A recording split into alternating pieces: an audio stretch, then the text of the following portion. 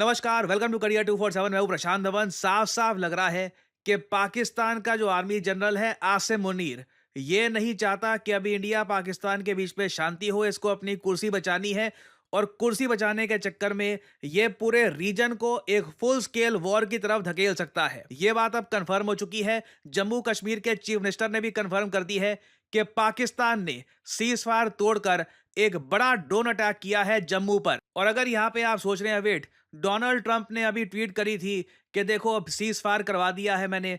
मैं एक बात यहां पर बोलना चाहूंगा, ये जो वर्ड है सीज फायर, ये यूएस यूज कर रहा है, मगर एक बात नोट करना, पाकिस्तान के प्रधानमंत्री ने ये जो वर्ड है सीज फायर, ये कहीं पर यूज नहीं किया। शहबाज शरीफ ने ट्वीट करी, बोला थैंक यू प्रेसिडेंट ट्रंप, आपने रोल प्ले किया अपना, मगर इस पूरी ट्वीट में देख लो सीज फायर वर्ड आपको कहीं नहीं मिलेगा। इंटरेस्टिंगली डॉक्टर एस जयशंकर ने भी जब इसके बारे में लिखा तो इन्होंने कहा कि अभी हमारी बस अंडरस्टैंडिंग थोड़ी बहुत बैठी है। सीज फायर वर्ड का यूज आपको भारत सरकार में कहीं नहीं मिलेगा। हम लोगों ने यही कहा है कि बस एक अंडरस्टैंडिंग है कि अभी के लिए शांति रखते हैं, बट क्लियरली पाकिस्तान शांति यहां पर चाहता नहीं है। जो विजुअल्स आए हैं जम्मू से, ये मैं आपको दिखाना चाहता हूं। इधर आप देख पाओगे जम्मू कश्मीर के चीफ मिनिस्टर उमर अब्दुल्ला ये कह रहे हैं this is no ceasefire. Ceasefire ये नहीं होता। The air defence units in the middle of Srinagar just opened up. फिर से इजराइल गाजा आयरन डोम जैसे दृश्य देखने को मिल रहे हैं श्रीनगर में।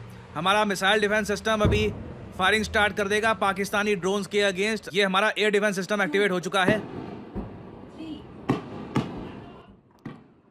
सो क्लियरली पाकिस्तान इस वक्त युद्ध विराम चाहता नहीं। एटलीस्ट एक्चुअली हो यहां पर क्या रहा है, जहां तक मैं समझ पा रहा हूं, आसिम मुनीर को पता है कि इस स्टेज पर अगर शांति हो जाती है ना, पाकिस्तान की जनता ही उसको उखाड़ फेंकेगी। क्योंकि आसिम मुनीर ने रिसेंटली ही जो अपना टेन्योर है, ये पाकिस्तान में कानून चेंज करके 3 साल से 5 साल का कर दिया है। पहले जो आर्मी जनरल का टेन्योर था 3 साल का हुआ करता था। इसने रिसेंटली कुछ चेंजेस करवा लिए। आप ऑब्वियसली समझ सकते हैं, इन्फ्लुएंस से पाकिस्तान की सरकार से चेंजेस करवा लिए। अब पाकिस्तान का ये आर्मी चीफ रहेगा 2027 तक। और raw research and analysis wing के जो पूर्व चीफ रह चुके हैं, उन्होंने एक बात नोट करी है, इतिहास पढ़ लो।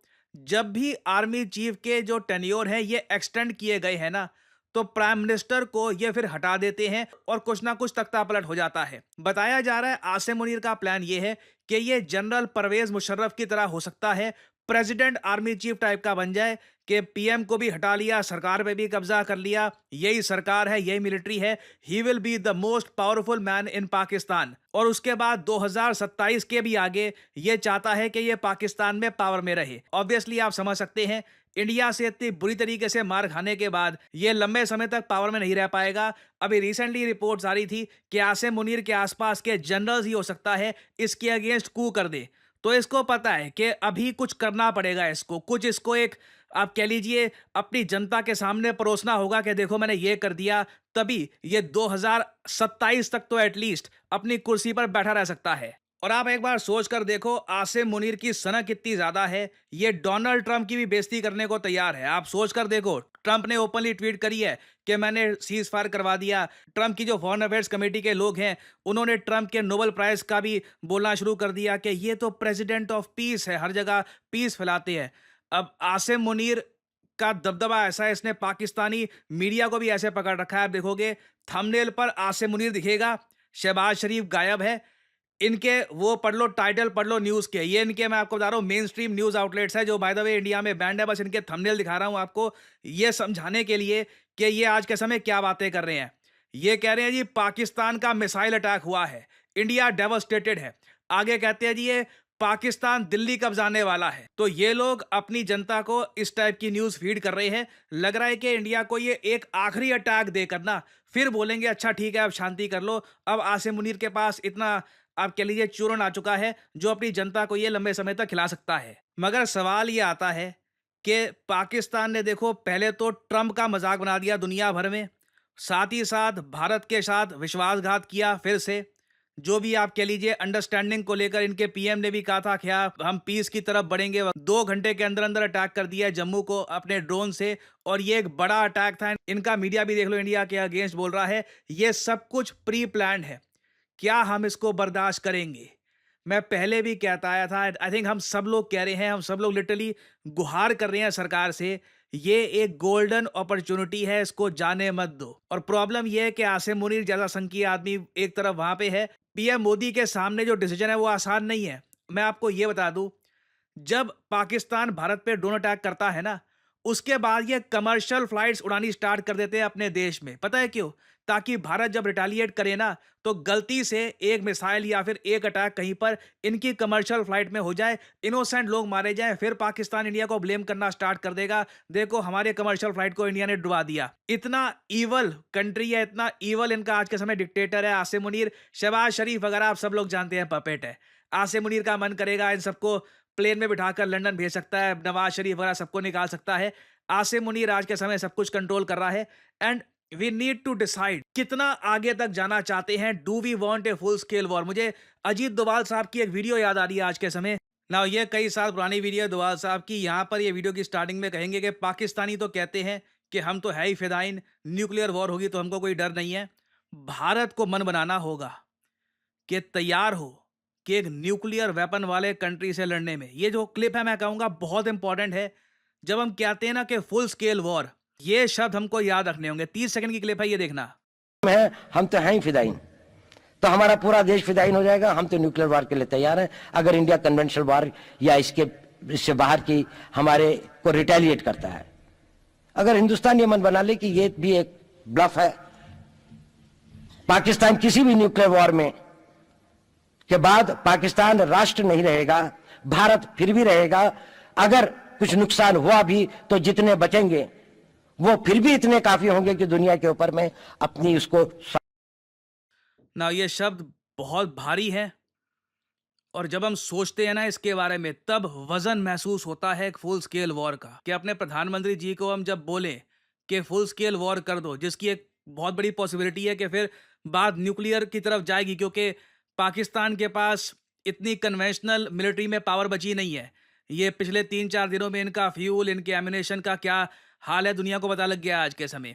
तो ये बात हमको सोचनी होगी कि क्या हम तैयार हैं उस चीज़ के लिए कि कल को अगर मान लो पाकिस्तान यूज़ कर देता है न्यूक्लियर वेपन्स, हमें जो नुकसान होगा क्या वो हम we are okay with that? Obviously एक बार को हम ये कहेंगे हमारा मिसाइल डिफेंस सिस्टम है, रोक लेंगे वगैरह, मगर फिर भी एक खतरा बहुत बड़ा है। भारत को भी एक बड़ी आबादी का लॉस यहाँ पे हो सकता है। So this is something we need to think about. हम लोग काफी बार आज की सिचुएशन को कंपेयर करते हैं 1971 वॉर से। 1971 वॉर में इंदिरा गांधी जी ने कमाल का काम किया था, सैम मानेकशॉ साहब ने कमाल का काम किया था। बांग्लादेश एक जो कंट्री आज के समय बना हुआ है, उसी वॉर का नतीजा है। बिल्कुल पाकिस्तान को हमने तोड़ के अलग कर दिया था, बट उस वक्त दो चीजें अलग थी।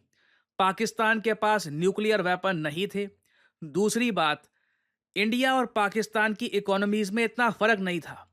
आज के समय हम लोग एक बेहतर भविष्य की तरफ बढ़ रहे हैं, चाहे धीरे बढ़ रहे हो, ये प्रॉब्लम है, टैक्स ज्यादा है, वो सब अपनी जगह है, बट हम एक बेहतर भविष्य की तरफ बढ़ रहे हैं। पाकिस्तान रिवर्स गियर में जा रहा है। तो ये सब सवाल देखो हमें सोचने होंगे। और आई थिंक पीएम मोदी भी आज के समय इन्हीं डिसीजंस के साथ एक सोल्यूशन निकालने की कोशिश कर रहे होंगे कि क्या करूं, क्या फुल स्केल वॉर कर दूं पाकिस्तान के साथ? जो होगा देखा जाएगा। कल को जो भी होता है, हिस्ट्री बुक्स में जो भी मेरे बारे में लिखा जाएगा कि मेरे अंडर ये सब हुआ, विल दैट बी अलाउड? तो this is a difficult decision. Please मैं आप सबसे रिक्वेस्ट करूंगा, इसको ओवर सिंप्लीफाई मत करिएगा। देखना होगा कि इंडिया यहाँ पर क्या रास्ता अपनाता है। अभी वैसे कुछ रिपोर्ट्स आ रही है कि हमने पेशावर में, पाकिस्तान का एयरबेस है वहां पर, फिर से इनको अटैक करना स्टार्ट कर दिया है। सरप्राइज मत होइएगा, जो ये कॉन्फ्लिक्ट है अचानक से फिर तीव्रता पकड़ ले और लिटरली डोनाल्ड ट्रंप को कुछ बड़ा ही करना पड़े तो ही जाकर आसिम मुनीर थमेगा। अभी के लिए देखिए प्रॉब्लम यही है, Pakistan is being controlled by a crazy dictator और वो अपनी कुर्सी बचाना चाहता है, उसके लिए डेस्परेट है। और इतिहास पढ़ लो, ऐसे डिक्टेटर बहुत ही डेंजरस होते हैं, काफी बार पूरे रीजन को डुबाते हैं। तो इन द फ्यूचर कुछ अपडेट्स आती हैं इससे रिलेटेड, मैं आपके लिए अपडेटेड वीडियोस लाता रहूंगा। आप लोग यकीन नहीं करेंगे कितने सारे लोगों से मैं मिलता हूँ और उनसे बात करता हूँ और उनका एक ही सवाल होता है कि करियर में अब क्या करें। यू नो व्हाट, मुझे मैथमेटिक्स इतना अच्छा लगता नहीं है, कोडिंग वगैरह सीखने में मेरा मन नहीं लगता, मुझे कुछ और एक मतलब क्रिएटिव जॉब जहाँ पे मैं अर्ली स्टार्ट कर सकूँ, वैसा कुछ सजेस्ट करिए। वेल, मैं यहाँ पे आपको बताना चाहता हूँ डिजिटल मार्केटिंग के बारे में।